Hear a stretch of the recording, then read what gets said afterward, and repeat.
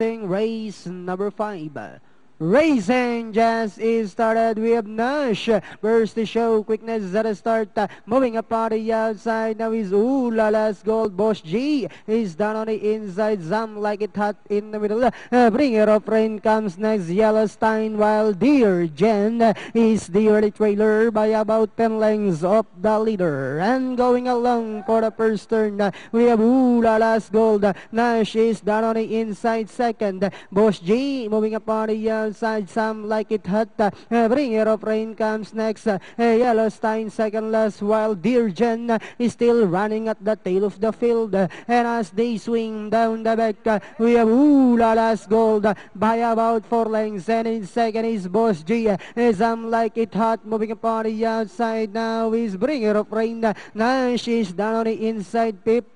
Yellowstein comes next, while Dear Jen is still running at the tail of the field. And at the fourth turn, we have Ulala's Gold maintaining a 5 lengths lead. Bringer of Rain in second. Boss G. Nash is down on the inside. Then comes Some Like It Hot, Yellowstein and Dear Jen. And they are now entering the home stretch.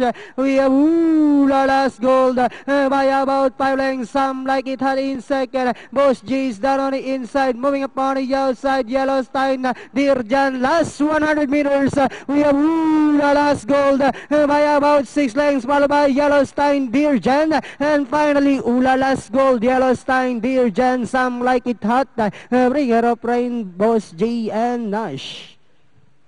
Anong datingan? 6724. That Copy. was the favorite. Ulala's Gold with Pati Dilemma ang ating